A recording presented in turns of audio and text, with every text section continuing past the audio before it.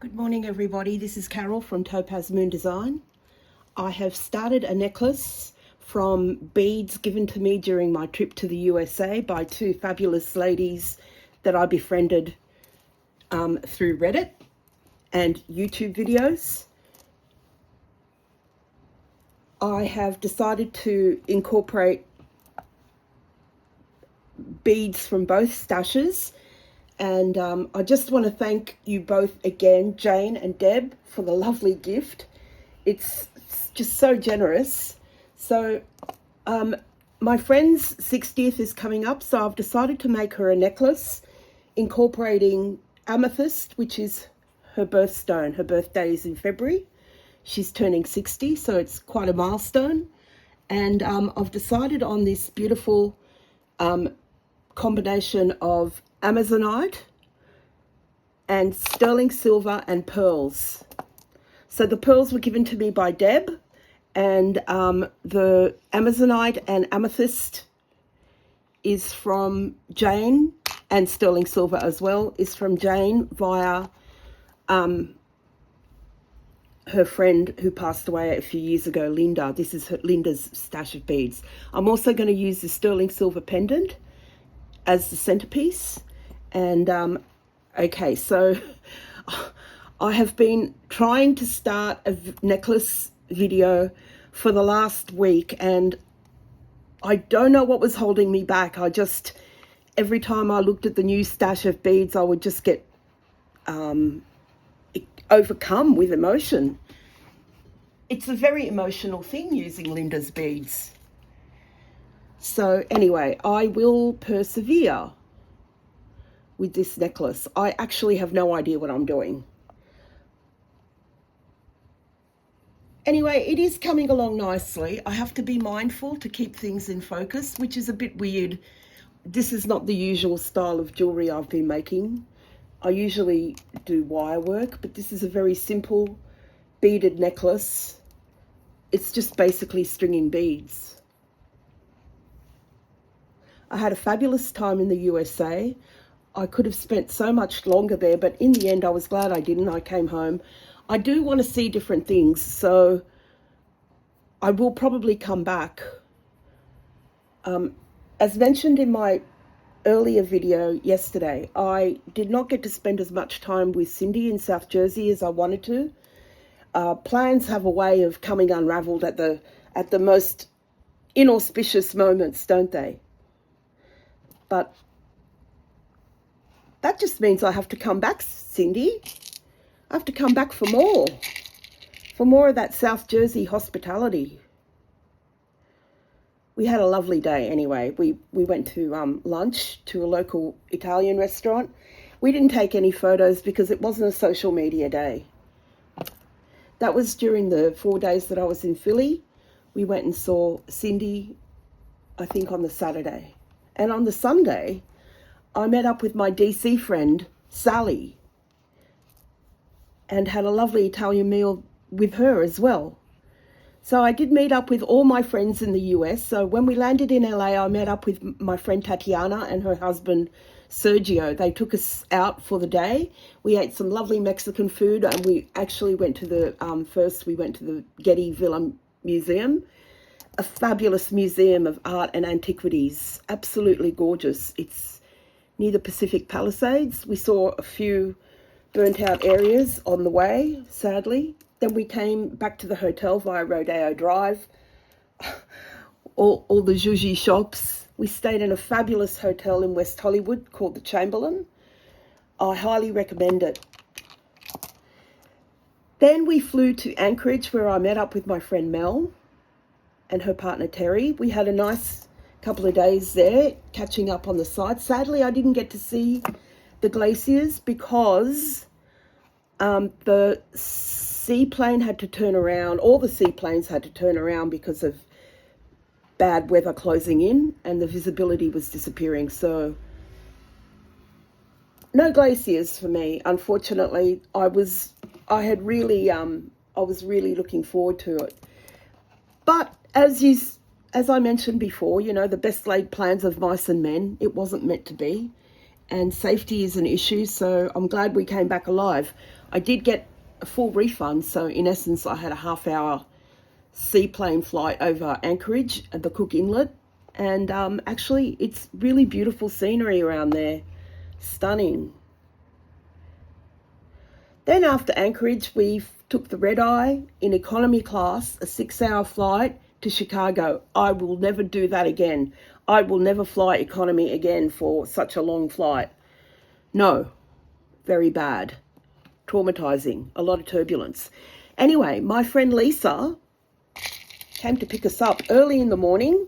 We landed early in the morning on a Saturday morning and during a thunderstorm, and bless her cotton socks, she came to pick us up. So that saved a huge hassle. Drove us to her place where we hung out for a bit because, of course, you can't book into your hotel so early.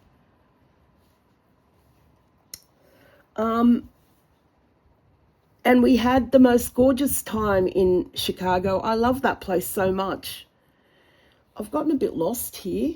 I don't know what to do. I wanted a bit longer, so I'm going to do another bit of Amazonite and daisy spacer. So Chicago is the most amazing city, very walkable, very beautiful, grand buildings, very clean, very flat, easy to get around. Just the most amazing architecture too. I think I'm going to do one more course of pearl and sterling silver, and then I will incorporate the pendant. So let's go for it.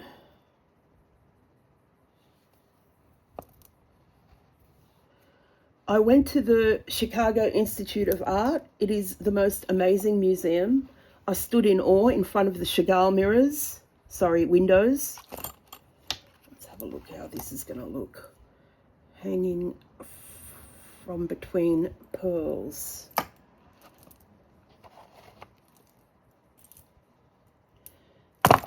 I think that will be okay. I just need more pearls.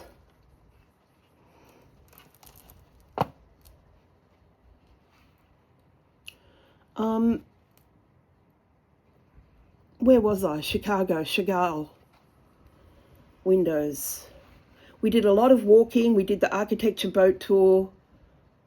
We did a lot of eating. We ate very well. Then we flew for 2 weeks in New York and had a fabulous time. New York's feral.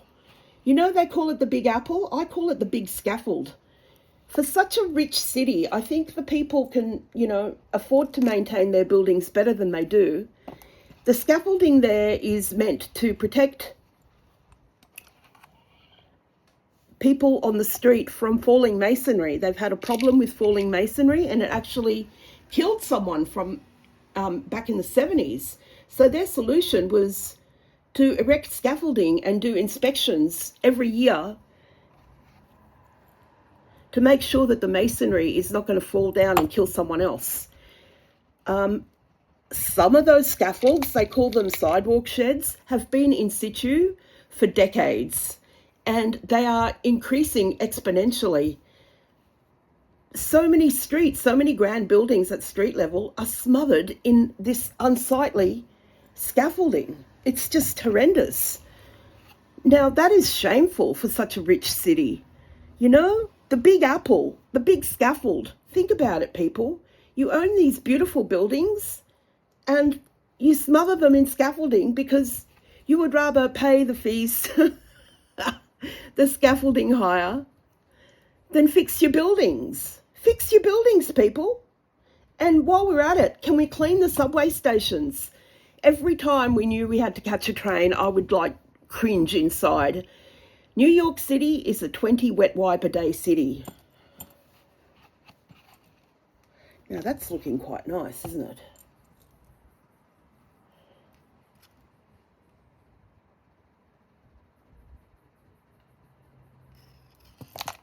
Very pretty. Nice colour combo. Now I'm just going to repeat the pattern that I've started on this side, and then I'll secure it with a crimp bead.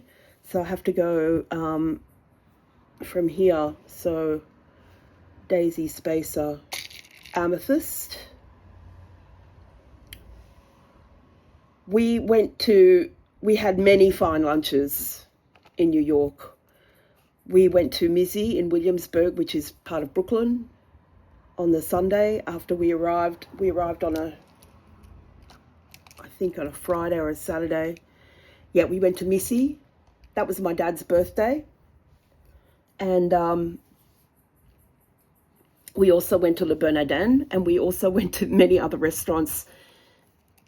And I ate oysters everywhere I went, just about. It's fabulous. The hospitality in the US is really off the air good.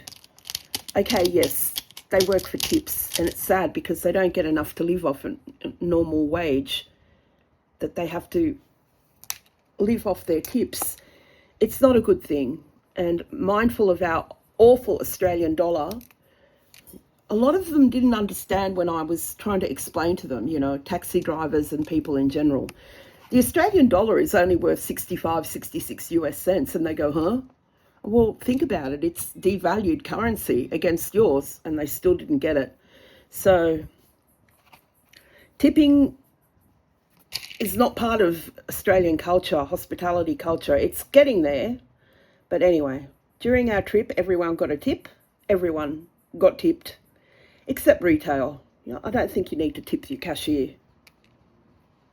for just ringing up your sandwich in the Walmart. Speaking of Walmart, in the Chicago Walmart, I did get asked for my ID when I bought a bottle of wine. I mean, I've got grey hair, so that was kind of funny. But anyway, I'm not used to it.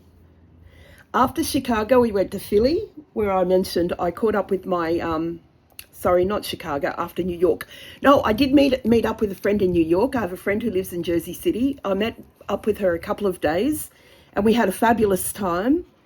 And we went to a fabulous restaurant, Italian restaurant called St. Ambrose, and we had the veal cotoletta. Oh my God, that is a standout meal. Just such a beautiful restaurant, such beautiful people running it. Loved everything about it. Met some fabulous locals at the table next door. Chatted to them at length. Where am I here in this necklace? I'm up to here. So pearl, big bead, pearl. Then after New York, we caught the train to Philly. I need this swirly bead. We caught the train to Philly. Is this the same? No, that's not the same size, is it? It's slightly smaller.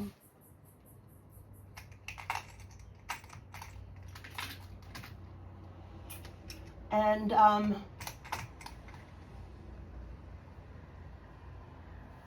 what was I saying, Phil? No, it's actually the same size now that I look at it. Okay, so sterling bead. We caught the train to Philly, and there was a bit of an incident on the train. There was a man standing up as the train lurched to leave the station, and he fell and hit his head, and he was bleeding profusely from the back of the head. So he was taken off at Newark station, and the train proceeded to Philly.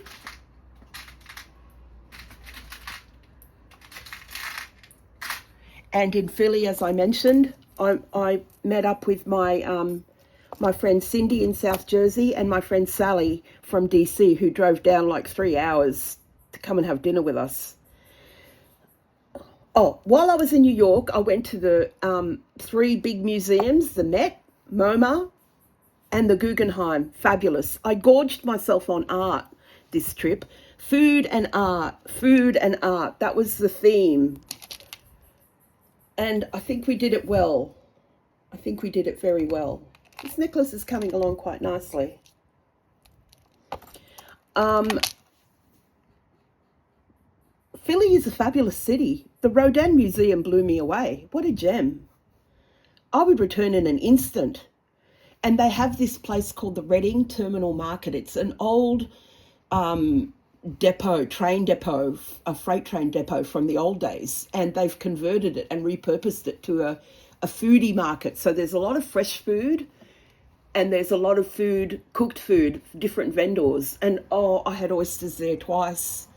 It's such a great place. Now, Sydney's Paddy's Markets has attempted to do something. Paddy's Markets was always a bit of a mishmash of souvenir sellers and on one side and fresh food and vegetables and meat and seafood on the other side. And it was like that for years. And they, last year, closed parts of it down and shifted all the souvenir people to one part of the market and tried to make it like the Philly Reading Terminal Market with vendors selling very high-priced street food, you know, different Asian things and that. But it just doesn't work.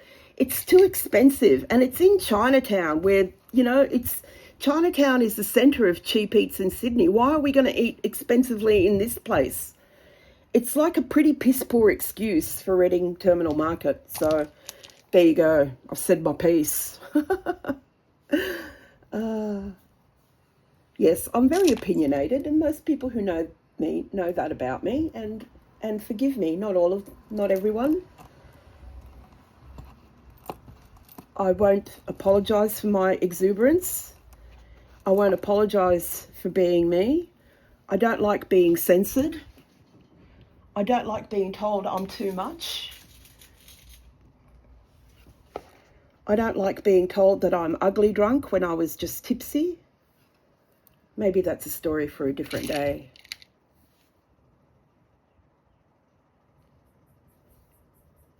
Anyway, I'm going to wrap up this video now. I'll do a short, and I'll probably work on a couple of other necklaces in the same style because I have got quite a few beautiful pendants to work with. Stringing beads one by one, it's quite simple, but it doesn't make for good video because as I talk, I get lost of where I am and I make a mistake, and that's not very good. So thank you, friends. I'm going to wrap this up now and load it onto YouTube, and then I will do a short and show off the other necklaces that I've created with all the beautiful beads sent to me by Jane and Deb.